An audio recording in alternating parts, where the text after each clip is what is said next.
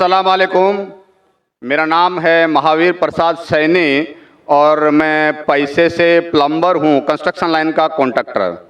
और मैं वैसे तो डॉक्टर साहब का बहुत बड़ा फ़ैन हूँ और वैसे मैं सभी धर्म सभाओं में जाता हूँ, देखता हूँ और ख़ास करके इस्लाम की जो धर्म सभा का जो आज मैं ये जो जन सैलाब देख रहा हूँ, इसको देख के तो मुझे विश्वास भी नहीं हो रहा है कि इतना बड़ा जन सैलाब एकता के साथ शांति से जो बैठा है। और इसी को देखते हुए और पिछले 22 तारीख से मैं लगातार यहाँ आ रहा हूँ। ये आज तीसरा दिन है, डॉक्टर साहब की भी तकरीर सुन रहा हूँ।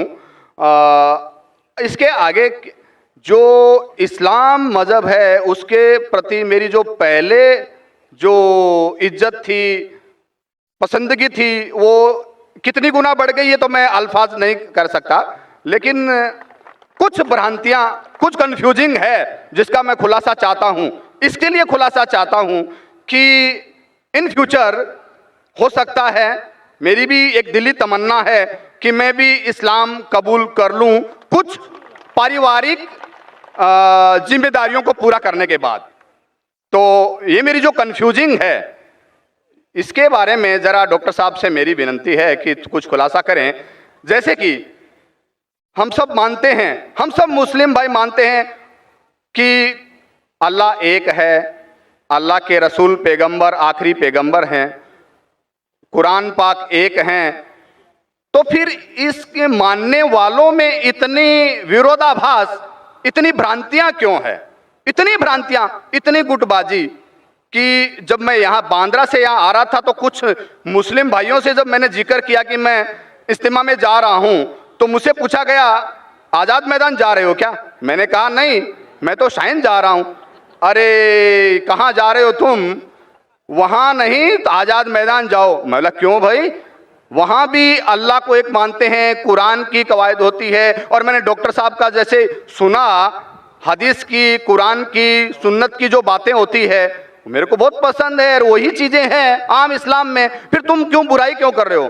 तो मैंने जब 10 लोगों से पूछा तो 10 में से 10 लोगों ने मुझे मना किया, यानी कि 100% मना किया। और 10 में से एक तो हमारे एक मस्जिद के जनाब जी थे जो नमाज पढ़ाते हैं, उन्होंने भी मुझे मना किया कि तुम्हारा ईमान खराब हो जाएगा। तो यही ऐसा क्यों? कहीं तो कुछ मिसअंडरस्टैंडिंग है जिसका मैं खुलासा चाहता हूं। जब अल्लाह एक है, कुरान एक है, पैगंबर एक है, तो फिर इतनी भ्रांतियां क्यों? आपस के अंदर इतनी खींचम खाच क्यों? भाई साहब ने एक बहुत अहम सवाल किया। सवाल के पहले ये कहा कि कॉन्फ्रेंस की स्टार्टिंग से आ रहे हैं और वो हैरान हैं, उन्हें यकीन नहीं हो रहा है कि इतना बड़ा मजमा इतने अमन के साथ, इतनी शांति के साथ। भाई साहब मुझे भी यकीन नहीं हो रहा है, मुझे भी यकीन नहीं हो रहा है, बॉम्बे की पुलिस को भी यकीन नहीं हो रहा है। ये सिर्फ मुमकिन है ईश्वर, खुदा और अल्लाह की मर्जी से। वरना जब पुलिस से मैं बात करता हूं, वो लोग कहते हैं इतना बड़ा मजमा, वो भी मुसलमानों का, इतनी शांति, हमें कुछ काम ही नहीं करने पड़ता है, हम सिर्फ बैठे हैं। इतना बड़ा मजमा गैर मुसलमानों का भी इतनी शांति से नहीं जानता, मुसलमानों को तो छोड़ो, उनका नज़रिया भी इस्लाम के बारे में बदल जाता है।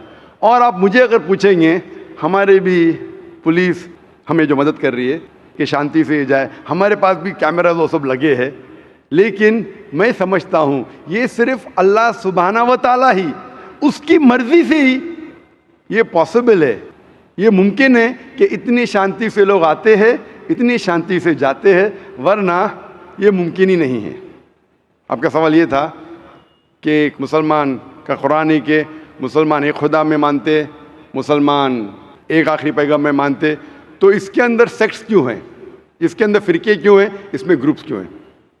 और फिर आगे भी ये कहा आपने कि आप जब 10 मुसलमानों ने कहा ट्रेन के अंदर कहाँ जा रहे, तो आपने कहा कि सुमैया ग्राउंड, तो उन्होंने कहा आज़ाद मैदान जाइए। 100% उन्होंने आपको रोका। मेरे हिसाब से अगर किसी ने किसी को यहाँ आने से रोका, मैं उनको भी जज़ाकल्लाह कहता हूँ। मैं जानता हूँ कि लाखों पैम्फलेट्स बटे कि इस सुमैया ग्राउंड में मत आओ, वो जाकिर नाइक आपको बहकाएगा। हमने भी पब्लिसिटी की, लेकिन शायद पब्लिसिटी में कमी थी, तो अल्लाह सुब्हानहू व तआला ने इनके जरिए लोगों से पैम्फलेट बंटवाए। कई लोग ने मुझे कहा कि मैं तो भूल ही गया था जाने के लिए, जब ये पैम्फलेट मिला नहीं जाना चाहिए तो मुझे याद आ गया। कितने लोग ने मुझे कहा कि मेरे जाने का इरादा नहीं था सुमैया ग्राउंड में, जब ये मिला कि ये जाकिर नाइक भड़काता है, हम देखेंगे कैसा भड़काएगा, कैसा बहकाएगा। हम भी तो देखे, कई लोग आ रहे देखने के लिए। तो अल्हम्दुलिल्लाह मैं इनका शुक्रगुजार हूँ, मैं इन लोगों का शुक्रगुजार हूँ जो लोग ने पैम्फलेट बांटा, जो लोग कह रहे मत आइए, इनका शुक्रगुजार हूँ। मैं हमेशा मानता हूँ अल्लाह सुब्हानहू व तआला में, कुरान में अल्लाह ताला कहते हैं सूरह इमरान में सूरह नंबर 3 आयत नंबर 54 में, मकरू मकरल्लाह वल्लाहु खैरुल माकिरीन। इन्होंने प्लॉट किया, प्लान किया, अल्लाह सुब्हानहू व तआला ने भी प्लानिंग की। सबसे बेहतरीन है अल्लाह सुब्हानहू व तआला। शायद हमारे पब्लिसिटी में कमी रह गई थी, तो अल्लाह सुब्हानहू व तआला ने और प्लानिंग किया। और मुझे इनसे कोई गिला शिकवा नहीं है, मुझे कोई गिला शिकवा नहीं है। मैं इनको जज़ाकल्लाह कहता हूँ, और मैं अल्लाह सुब्हानहू दरख्वास्त करता हूँ कि मुझे और इनको हिदायत दे। आपका जो मेन सवाल था कि जब मुसलमानों का कुरान एक, मुसलमानों का जो अल्लाह है, खुदा है, ईश्वर है एक, पैगंबर एक, तो फिरके क्यों ग्रुपिज्म? इसका जवाब है कुरान मजीद में सूरह अल इमरान सूरह नंबर 3 आयत नंबर 103 में, वातसिमू बिहब्लिल्लाहि जमीअन वला तफरकू। आप लोग अल्लाह की रस्सी को मजबूती से पकड़ो और आपस में मत बटो। कुरान मजीद में लिखा है अल्लाह की रस्सी को मजबूती से पकड़ो। अल्लाह की रस्सी क्या है? ये कुरान मजीद अल्लाह सुब्हानहू व तआला की रस्सी है। हम मुसलमानों को अल्लाह सुब्हानहू व तआला कहते हैं कि कुरान मजीद को मजबूती से पकड़ो और आपस में फिरके मत बनाओ, आपस में मत बटो। और अल्लाह ताला फरमाते हैं कुरान मजीद में सूरह निसा में सूरह नंबर 4 आयत नंबर 59 में, अतिउल्लाह अति रसूल, आप अल्लाह की इताअत करो और अल्लाह के रसूल की इताअत करो।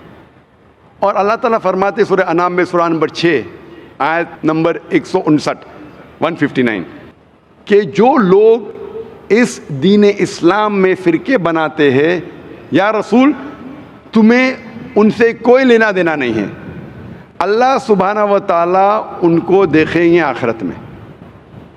मतलब जो कोई इस्लाम में फ़िरके बनाता है उसे अल्लाह के रसूल से कोई लेना देना नहीं, यानी फ़िरके बनाना हराम है।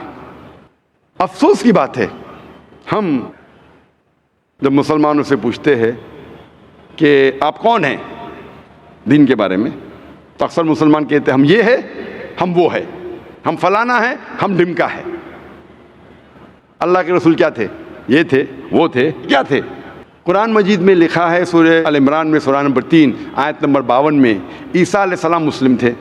कुरान में लिखा है सूरह अल इमरान में सूरह नंबर 3 आयत नंबर 67 में, इब्राहीम अलैहिस्सलाम ना यहूद थे ना नसारा थे, वो मुस्लिम थे।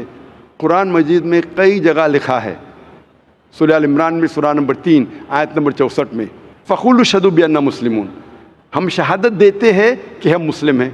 कुरान मजीद में लिखा है सूरह फुसिलत में सूरह नंबर 41 आयत नंबर 33, वक़ाला इन्ननी मुस्लिमीन, कहो कि मैं मुस्लिम हूँ। कई जगह कुरान में 20 से ज़्यादा मरतबा कुरान में कहा गया अपने आप को मुस्लिम कहो, मुस्लिम कहो, मुस्लिम कहो। इब्राहीम अलैहिस्सलाम जब दुआ करते अल्लाह सुब्हानहू व तआला से, सूरह बकरा सूरह 2 कि मेरे बच्चों को, मेरे नस्ल को मुस्लिम बना। अगर कोई भी पूछता है, जो लोग एक कुरान में मानते, एक अल्लाह में मानते, एक रसूल में मानते, मोहम्मद सल्लल्लाहु अलैहि वसल्लम, सही जवाब होना चाहिए मुस्लिम, अव्वल मुस्लिम और आखिर मुस्लिम, इसके अलावा कुछ नहीं। अगर आप इसमें फ़िरके बनाएंगे तो ये कुरान के ख़िलाफ़ है।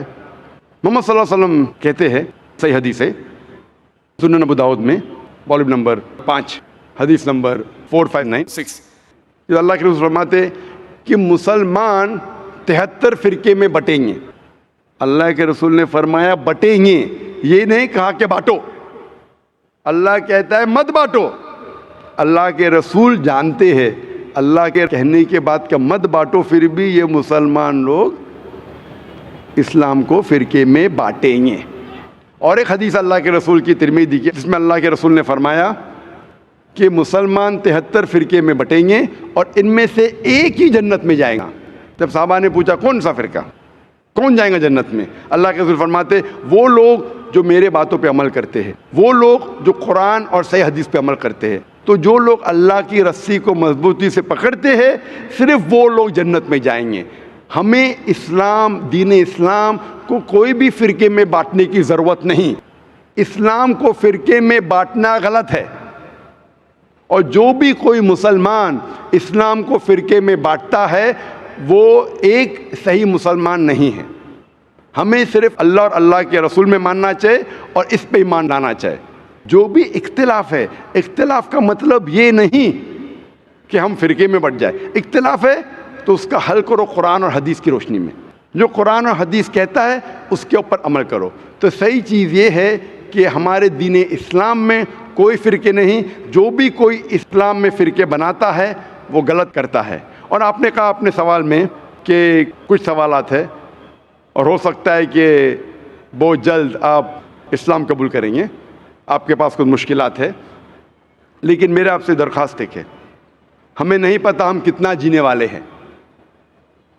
अगर आपको यकीन हो चुका है कि दीन हक़ का दीन है, अगर आप सोचेंगे कि इंशाअल्लाह मैं 1 हफ़्ते बाद करूँगा या 2 हफ़्ते बाद करूँगा, 1 महीने बाद करूँगा, मेरा ज़रा काम बाकी है, 1 महीने में ऐसा हो जाएगा, वैसा हो जाएगा, नया फ्लैट मिल जाएगा, मैं उसमें जाऊँगा, जो भी है, किसी को नहीं पता हम कल का सूरज देखने वाले क्या नहीं, ना मुझे ना आपको।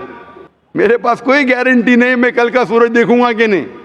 इंशाअल्लाह उम्मीद है देखूँगा, लेकिन मैं ये नहीं कह सकता हूँ, मुझे नहीं पता मेरी ज़िंदगी कितनी लंबी है, कितनी बड़ी है।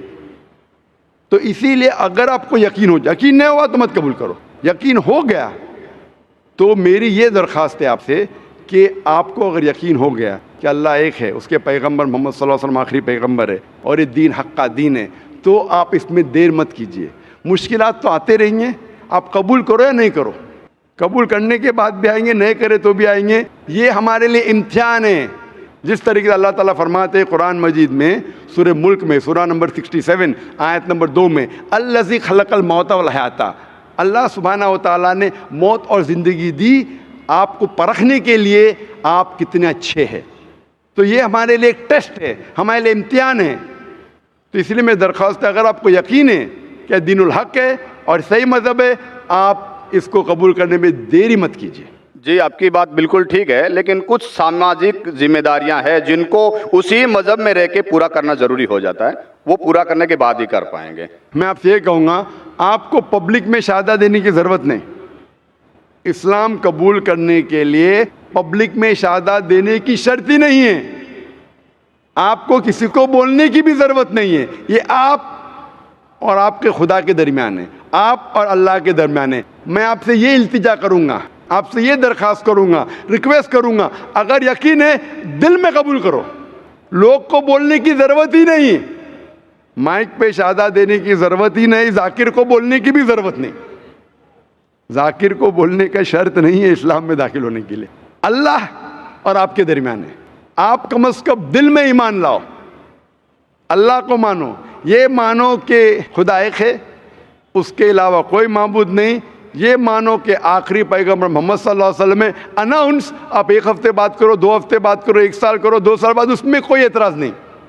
अनाउंस करना हर एक को कहना ज़रूरी नहीं, लेकिन अगर आपकी कुछ मुश्किलात है, जैसा हल हो जाएंगे तब अनाउंस कर सकते हैं, लेकिन दिल में तो कम से कम मान लो। इंशाअल्लाह मैं दुआ करूँगा कि अल्लाह ताला आपकी मदद करे और आपकी मुश्किलात को जल्दी जल्दी दूर करे।